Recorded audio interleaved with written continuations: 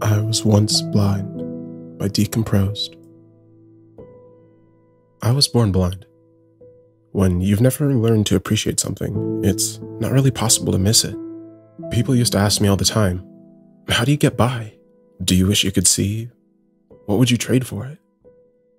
No matter the context, no matter the source, no matter the words used to align their misguided qualms, my answer was always the same. I'm happy the way I am. Except for one thing, maybe. The smells, the signs. They say that when one sense is missing or diminished, the others get elevated to sometimes inexplicable levels to make up for it.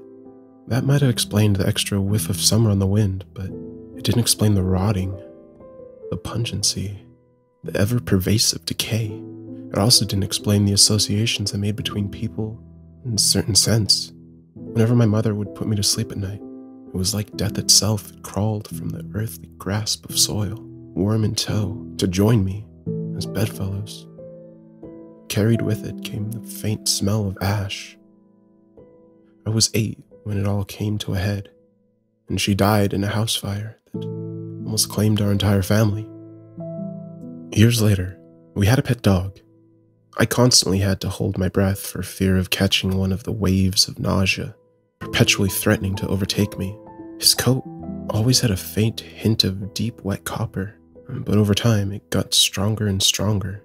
One dewy morning, we found him with his belly spilled onto the grass, slowly bleeding out in our backyard. West Virginia was no stranger to coyotes. Being in public around large groups is an all-out assault on the senses. Toxic smells, the scent of burning rubber, of chemicals, gases, then some things more innocuous. Simple things like chocolate, lavender, flowery perfumes. But I know they all mean one singular thing. Something is coming around the corner, claws out. From every direction, in every regard, I'm constantly surrounded by the taste and smell of death. It creeps, gaining traction, stronger footing. It delivers a precursor for fate with a saccharine blow. Well into adulthood, with a beautiful wife and 3 children, I'd learned to coexist with the associations. Every living thing has a special smell, and it usually gets stronger over time, right before someone or something succumbs to the cycle. The smell spikes. Lately, though, something's changed. When my love and I lay, tangled in each other's limbs, licking the sweat from each other's skin, become overwhelmed. A new hint, a fresh dash. I can't place it. Full and robust, it sits deep in the back of my throat and waits. This morning, I leaned in for one last kiss, pushing my face into the nape of her neck, and inhaled deeply.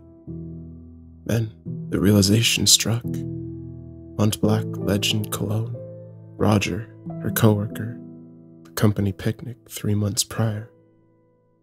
I have to say, he has good taste. It complemented her natural scent well. A heavy sheet of gas, kerosene, burning flesh, holding her tight, I reveled in the harmonious swell as the compounds overwhelmed me. Then, she was gone. Off to the airport. She was visiting her parents this weekend.